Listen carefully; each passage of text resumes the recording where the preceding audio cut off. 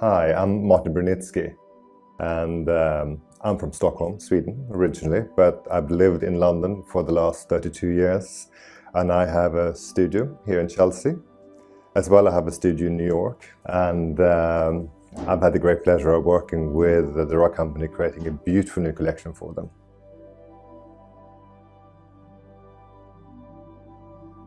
So my most memorable projects, I would say, is probably Scott's. That was completed in 2006. Soho Beach House in Miami, that was completed, I believe, in 2013. And then recently Annabelle's here in London in Berkeley Square in 2018.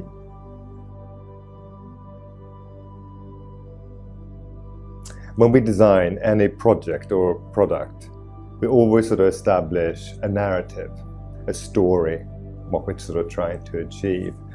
As well, the story encompasses what the client normally gives us as a brief. In our discussions with the rug company, they wanted us to do rugs that was essentially about creating a border design. And then with that, we wanted to create something that was sort of layered. It was like two things really. And one thing that was sort of architectural, and one other element that was perhaps from nature or the animal kingdom. Hence you have this sort of mix of like a balustrade with sort of animal print behind it sort of fading out. You know, it's sort of this sort of juxtaposition of sort of the soft and the hard basically on a very soft rug. This rug design that I've just created for the rug company could be used anywhere. It could be used in restaurants, in hotels, you can use it in your home. It should be for every day. And there's a little bit of playfulness there, and I think that sort of makes it a bit sort of fun. You will look at it and you'll smile, and hopefully will bring a bit of joy to your day. Pattern and color is sort of everything in our design. But I think it's very important to remember that if you're going to mix a lot of color together, it's important that tonally they all correspond. They're on the same level. Let's say if you would grade color tone from 1 to 10, and you're doing a scheme, perhaps they all have to be on 5, and you can use yellow, green, blue, pink, red, whatever, but they all have to be on that tone. Then it sort of hangs together. And when it comes to patterns, how to mix patterns is you mix perhaps something floral with a stripe, with a geometric. So it's very important that you don't do floral with floral with floral. It's just not going to work out. So I think it's about that sort of how you, through the different patterns, geometrics, floral, stripe, you can then identify parts of a piece of furniture or architecture. You sort of highlighting it through that, and then you break it up, and then on the next surface doing something else. But the color between all of these tonally needs to all be the same. Then you can mix whatever you want together, because it will just hang together. Craftsmanship, of course, is very important for the rug company, and it's just important for me, because without great craft, I'm nothing. I'm just a person with lots of ideas, and I need the people to make it sort of come to fruition, that can create these pieces, who understand quality and understand methods and how to do things, and sort of tell me that's not possible, but sort of willing to explore still, to create something that is sort of could be perceived as new. When we begin a new project, the first thing that we do is to have a lot of conversations with the client, to sort of really sort of figure out what we call the brief. What do they want us to achieve? Then after that, we sort of look at the situation, the site, the street, the neighborhood, the city and the country. And then that will sort of inspire us, and that will sort of create what we call the narrative. One piece of advice that I would offer to someone that is about to start a design career is be bold and be brave. And don't listen too much to what people say about what you're doing. You need to believe in yourself and what you are doing. And experience is always going to make you change a little bit of what you do and how you do things, because that is the great thing. The experience is the leveler.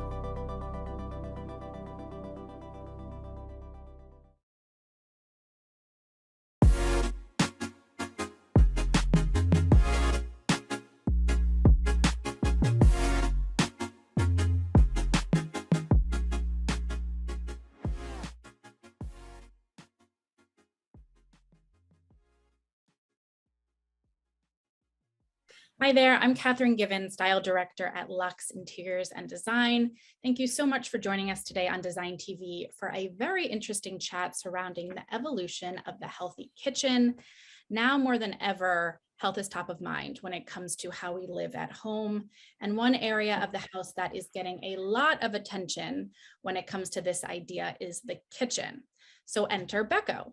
And for those of you who don't know, Beko is the leading freestanding appliance manufacturer in Europe and can be found in more than 400 million homes in more than 130 countries, and was among the first appliance makers to reach carbon neutral production in 2019. So that's a lot of really impressive facts, but even more impressive is the brand's commitment to making the kitchen a healthier place to operate.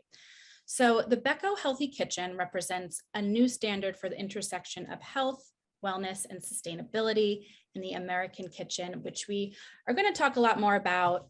But instead of a traditional design council, Beko has assembled a healthy kitchen council. And this is comprised of not only kitchen and home designers, but also nutritionists, dietitians, and wellness experts. So today we are joined by prolific and award-winning designers, Mary Jo Camp, owner of Design Camp based in Denver, North Carolina, as well as Suzanne Felber, owner of Lifestylist Inc. in Dallas, Texas. And they are both members of Beko Healthy Kitchen Council. Hi guys, welcome to you both. Hi, thanks for having us.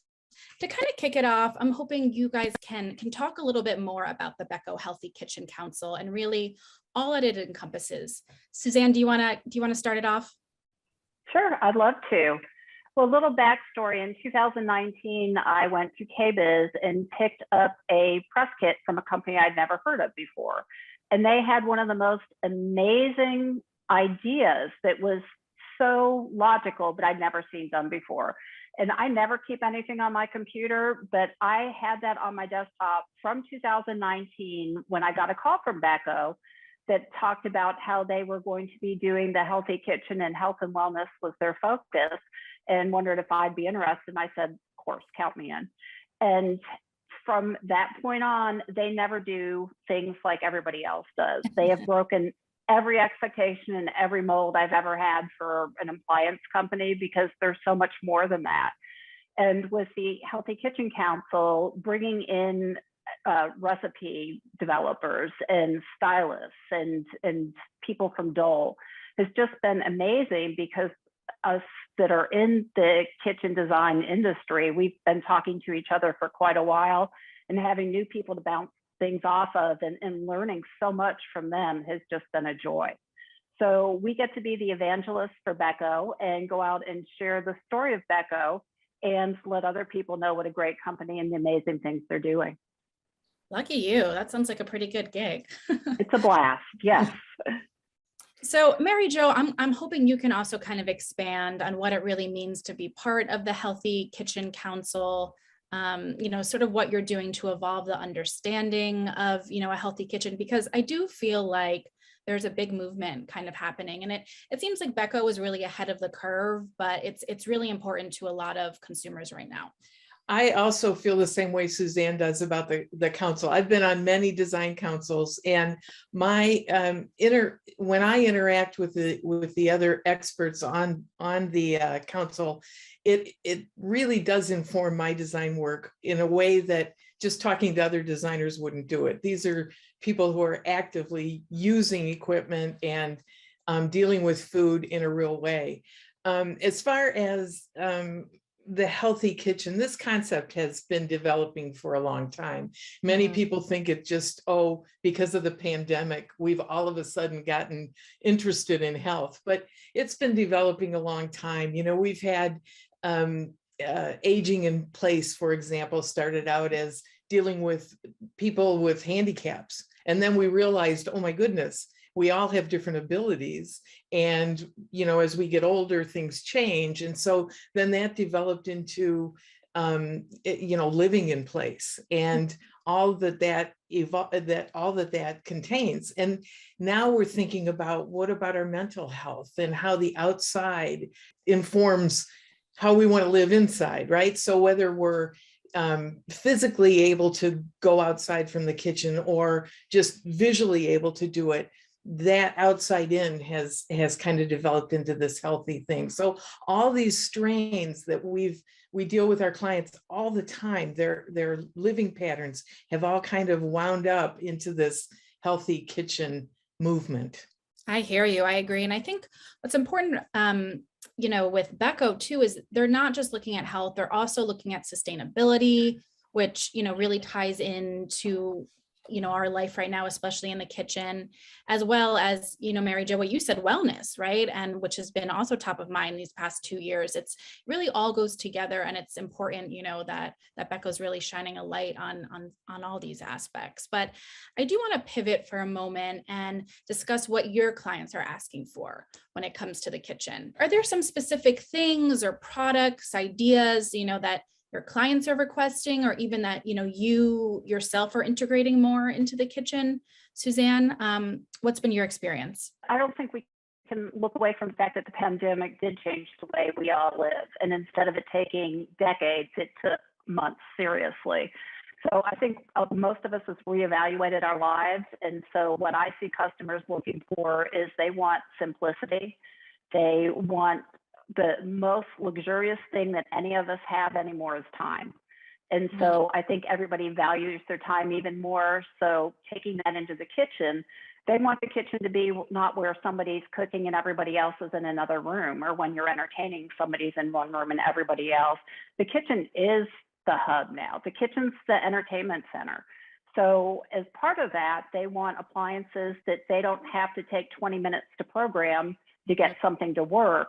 And my biggest thing is, for example, cooking Thanksgiving dinner. If you have a range that doesn't cook evenly, your complete Thanksgiving dinner can be ruined. So it's not about having the most expensive, the most, the prettiest. It's about things that are going to make your life easier and really make it where you want to be in the kitchen, and eat healthier as part of that. And with Beko, with the new Harvest Fresh and Everfresh that they have in the refrigerator that I've been fortunate enough to play with, so I know it really works, you can actually go to the farmer's market, have products that will stay fresh for up to 30 days. And I've seen it, it's true. So you can eat better, you can eat healthier, you can eat farm to market and not sacrifice anything. It's amazing the products that they are bringing to market. But those are the big things with my clients is they want, it's about them, they want it to be to their lifestyle, and they want it to be simple.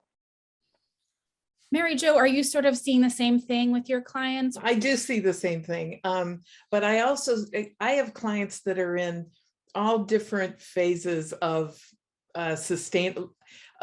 dealing with sustainability, right? They want to waste less, and certainly the Everfresh and the Garden Fresh I help them along that way. But they also want to have a way to recycle. They want to have a way to compost if they've got their own vegetable gardens, which has become a big deal just recently. They want to be able to have equipment that they can look out over and see the outside. They want good air quality, so they want to have it. For example, induction cooking is a much cleaner way to cook. They want to keep their inside as safe and clean as possible, and they're in all different phases. So the more products we can bring in that help them be safe, clean, healthy, the better we look, the more knowledgeable we are. For example, I've never been more excited about a dishwasher. I mean, dishwashers are kind of the workhorse of the kitchen, right? And it's kind of like you got to have one, but they're not exciting. The one that Beko's coming out with and showing at KBIS is truly exciting. No more cleaning that yucky filter at the bottom. I mean, that alone makes me happy. But the fact that they've engineered it so all corners get clean in the dishwasher, they've got an articulating arm that cleans all parts of the dishwasher, therefore all the dishes, all parts of the dishes. It's just beautiful technology that helps people save time, live cleaner, and be happier in their space. We could all use that, right? All really Oh. important. So Mary Jo, this is a good segue, but you mentioned, a lot is on the horizon for Beko in 2022. Believe they're launching about 35 new cooling, cleaning, kitchen appliances.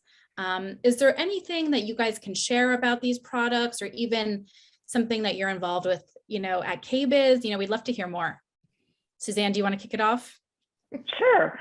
Well, I'm going to use an example of something that they have done, not necessarily for me, but they've provided a solution for me. So for at least 3 years, I have just been on the search for the perfect coffee maker, because the ones with the pods, just seeing all those end up in landfills just drives me crazy. You can't buy them locally. They make coffee anyway. You have the water sitting in the area. I've just have, for under $1,000, all I wanted was a decent cup of coffee in the morning. So I took that to Beko. I said, hey, help me out. This is something that I would really like to see happen. And they're like, well, have you ever tried Turkish coffee? And I'm like, kind of. So here we all got a box for Christmas, and it is one of their Turkish coffee makers. And it literally has changed my life. I get up in the morning, it's not very big.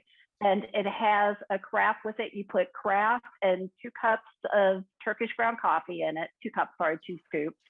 You put it in this little machine, you hit a button, and in 3 minutes you have perfect coffee. And what's great is there's no water that you have to keep. You take it out, there's no grounds to it, because with Turkish coffee, it's like flour. So there's nothing left over. There's nothing to clean, and it is the best coffee you will ever have. And what's amazing, they're doing this for under $100. Oh my gosh, I think I need this too. Wow. Everybody needs it. You heard it here first, that Turkish coffee is going to be one of the biggest trends for 2022. Wow. Yeah, I'm not that familiar, but now you sign me up, right?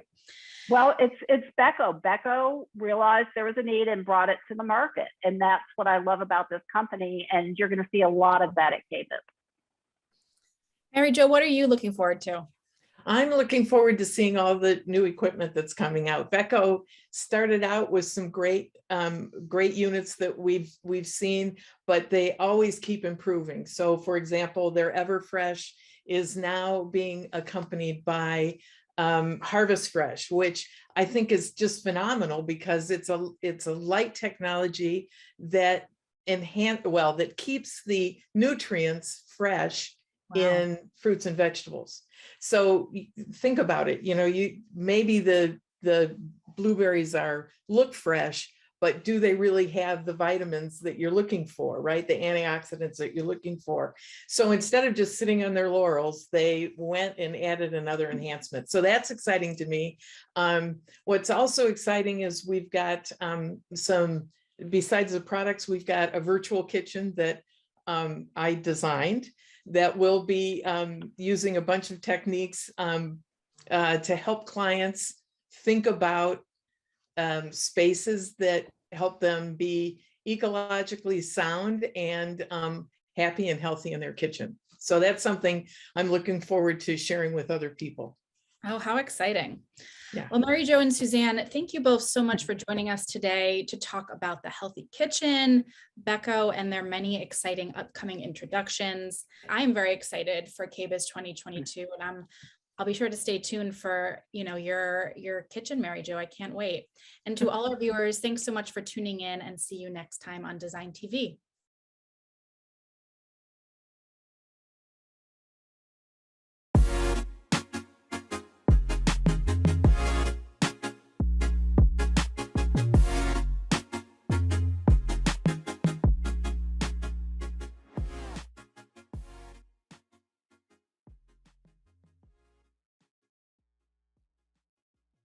Welcome to another episode of Meet the Maker. I'm Jennifer Pfaff-Smith, and I'm the Miami, Palm Beach, and Naples homes editor at Luxe Interiors and Design magazine. Today, I'm so excited to catch up with a very special design duo, mother and daughter, Fanny and Michelle Haim of Fanny, Haim and Associates in Miami. Thank you both for being here today. Thank you, Jen. It's a pleasure. Yes, it's so great to see you both. I'd like to just share some background information with viewers who might be unfamiliar with your work. Fanny, you grew up in Colombia and you launched your firm in Miami more than 30 years ago. Michelle, you really grew up alongside the company and you've clearly inherited your mother's passion and talent for design as well. And, since then, the two of you have created these award-winning projects all over the world, including the one behind me. This is a lovely Miami project we published in Luxe in 2019. So obviously the two of you have a really strong, loving family bond, obviously, but you also work well together as design colleagues. So I'd love to get some insight into how the two of you tackle a project together. Are you working collaboratively side by side, or does one of you take ownership of a certain aspect of the process? The one thing that Michelle and I really both share passionately is sort of setting the story, setting the design directive of the project. We like to be very we place a lot of emphasis on in other words, we don't improvise, we set a story, we like to define the spirit of the space. So we sort of start off together setting that story. And then once that's crystallized from a creative place, then I will be more involved with the team in the execution and implementation, sort of carrying on, while Michelle focuses on other aspects of running the business, be it the PR aspect, which she spearheads, and obviously our product development enterprise atelier, which is a parallel business. So we kind of, the two of us engage actively in the early stages, sort of in the embryonic stages of the creative setting the story, and then we sort of champion other areas separately. Correct. I like to participate in the creative process a lot. My strength and what I really enjoy doing is also the mood board process and creating the story as well with Fanny. That's one of the things that we focus on.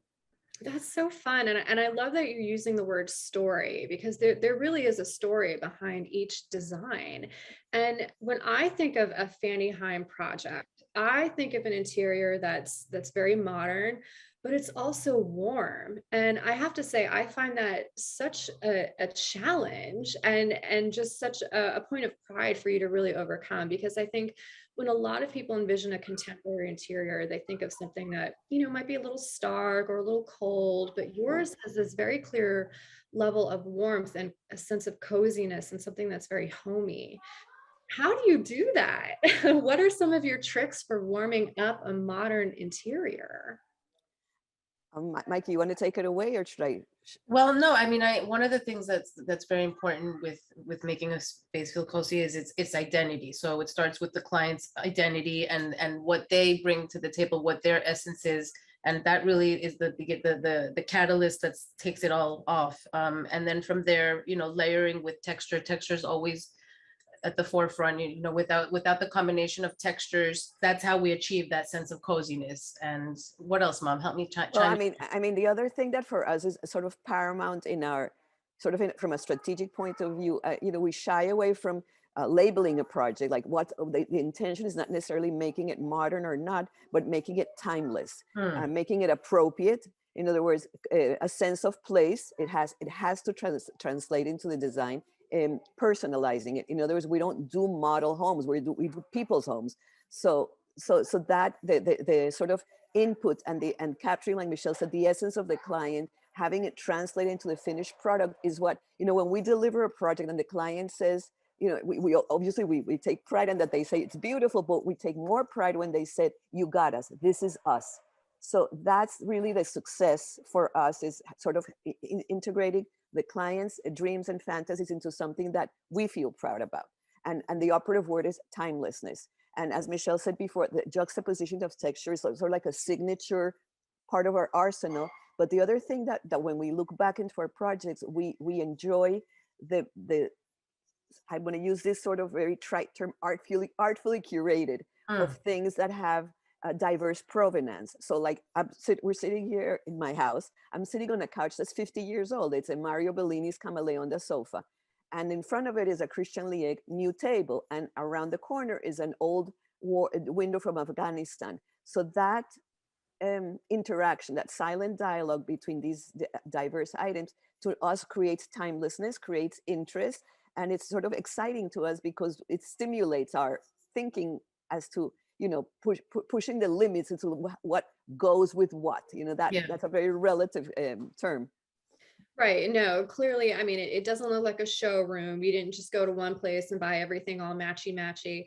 And you also mentioned a sense of place in your projects. And I really picked up on that, because the other thing that helps me identify a Fanny Haim project is there's this level of like a global quality, just some kind of worldly touch to it as well. You're obviously very well traveled. What kind of inspiration do you take from travels? And are there any destinations in particular that, you know, really just spark you? I mean, I'm going to answer that. This is my opinion, and I know from having traveled with Michelle from a very early age, I think creatives are stimulated by other places. In other words, the minute we get into another place, our antennas perk up and like, whoa, look at that, look at that, look at that. Correct. And it doesn't just end with the obvious things, you know, the geographical and the cultural and the historical, but what Michelle is magical at, which is the micro moments. In other words, when we travel and she take photography, we'd be like taking pictures of monuments, and she'd be looking at like a leaf on the floor and taking a picture of that. So the light and shadow. So it's everything that when you get exposed, you know, to the world, it's like the big moments and the micro moments. Now, this whole thing really, as a like you mentioned, I am an avid traveler. We both are. But the life-changing moment for me in terms of like where travel became sort of like a game-changing moment was traveling to Japan. Michelle and I had been talking forever about creating a product, you know, developing a line of product. And when I got to Japan, I was like, whoa, like this is sensorial overload on steroids. Everything was like just bursting with opportunity. I took more pictures in that project with my little iPhone than anything. And when I came back with that, Michelle said to me, Mom, this is it. This is it. Like it's all there. Everything we've ever spoken of in terms of our aesthetic, what we envisioned for our project. And it just, and she wasn't even with me yet. It sort of was. But I was with her in spirit, and I said, you're taking me next time. And I said, and, Yeah. and I knew that it just affirmed that it was the time to do what she and I have both been dreaming of. And it sort of to start the product line and to start Atelier. You know, that was it. That was the catalyst. It really was a pivotal moment for the launch of the collection. As a matter of fact, interestingly enough, I was in an antique store and I was looking at a little fragment of something and I wanted to buy it. I didn't know what it was. I just loved the look of it. My husband says, what are you doing? What is it? I said, I'm going to buy this because this means something to us. Fast forward to the future, when Michelle saw it, it actually inspired us, not only for the collection, but it inspired her to design the logo for Atelier. It's a tsuba, which is a Japanese artifact that is used in the samurai swords. And Michelle spun off of that and she created the logo. It was so obvious that had to be the logo, and it turned out quite nice, and we're very pleased with it. So yeah, it was a nice full circle situation there. I Yeah. love that. Yeah. Yeah, I'd love to hear more about FH Atelier. I know you've released various collections through it, and your latest is a fabric collection with Holland Sherry Interiors. And I understand it's inspired by textures from nature. Yes. Tell me about the inspiration you took. What can we expect? Well, one funny, if my friends who know me well, they know that I'm kind of a weather nerd. And I love anything to do with weather and nature. And one of the running themes in the collection is patterns that happen because of either weather changes or patterns that occur that are similar to weather changes, and how similar patterns in nature are to one another. So they all sort of look alike in different ways, but they're taken from different parts of nature: tide, pool, marsh, canal, pebbles, cloud. They're all different elements of nature that have a very similarity in their patterns, but they're different, and the way that they are treated with the embossing of the linen creates a really beautiful combination of pattern and texture. So it's quite nice. It's really a beautiful finish on it. So I feel like it has a bright future ahead. Great. Well, we can't wait to see it. When does it come out? It already has launched. It's already available I don't have the exact number of all the showrooms, but in many of the Holland and Sherry showrooms internationally. Globally. Yes. Perfect. Well, the world has really changed a lot in the past couple of years, and especially in the way people are living in their homes these days. I'd love to hear, what are you guys hearing from clients? Has anything differed in the way, as far as requests you're receiving for projects, or just anything that's kind of trending that you're Well, noticing? the big request is I need it right now, but realistically speaking, is I think, and I think Michelle and I both agree on this, is the indoor-outdoor connection. Blurring the lines between indoor and outdoor seems to be, I don't think it's a prevailing theme. It's just the way of the future. I mean, think. at least here in Miami, with our Yeah. South Florida clients, Yeah. where the weather lends itself to it, and we have the opportunity to do that with more ease. But yes, generally speaking, it really is become that the outdoor spaces need to be as important and as invested in as the indoor spaces. Right. It's not like we do the whole house and then we go buy patio furniture eventually. No, it's way much more thoughtful, way More outdoor more kitchens, more more conscious. lounge, more outdoor living. Basically. Passive terraces, no. Active outdoors is sort Yes. of a big story.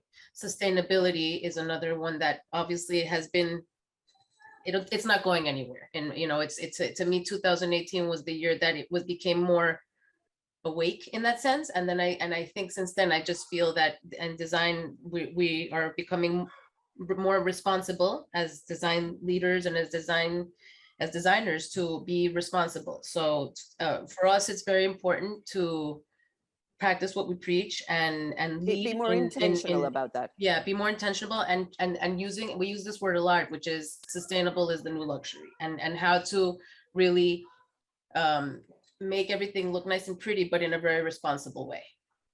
Yeah. I guess we were saying is like we want to continue being innovative, but not just in what we do, but how we do it. Mhm. That's sort of like the awareness that was created in thinking about, in a more macro way about our craft and how we can influence and how we can be, proud of ourselves, not just beautiful, but what Mhm. else? Absolutely. It's about, really honoring the environment we're in and just respecting it and tailoring the design to it as well. So, Michelle, I can only imagine how cool and fun and inspiring it was to grow up with someone like your mother.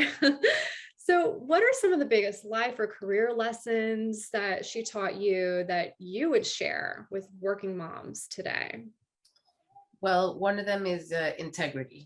To me, one of the most beautiful things that I see as her as a leader is the way that she runs, not only at the office, but at home, her integrity, the power of just being a good person and how to lead with positivity and how to motivate people in the right way. So for me, that's always been number one. And then obviously just to be a strong, independent woman and, be like, understand that you can be a mom and you can work hard. And for the young moms out there, don't give up. It's hard for a moment, but you'll look back and miss those moments anyway. So milk it while you can and just get through it. And it's worth it in the end because they're watching you and it's the best example that you can give them. You learned from the best. I learned from the best. I really did. Fanny, what has Michelle taught you since working with her? Oh my God, so much. I mean, Michelle, it's funny, but we have this no longer private joke. I call Michelle my cheese filter. She keeps me current. There's nothing that I don't do that I don't run by her. Anything aesthetic, obviously. She has the best eye I've ever seen since she was a little girl. She could find the most amazing details in everywhere, and she keeps me fresh. She brings things to the table that I wasn't aware of in terms of new product, and I guess that the biggest gratitude to the universe for me is to have next to me somebody like that, who happens to be my daughter, who has that that keen sense of aesthetic that completes me. I bring the history and I bring my experience, but she brings the future, so it's a privilege. Well, we can't wait to see what else is coming from Fanny Haim in the future. Thank you both so much for being here. Thank you, today. Jen. The pleasure is ours and it's an honor. Thank you very much. Thank you so much. It was great fun.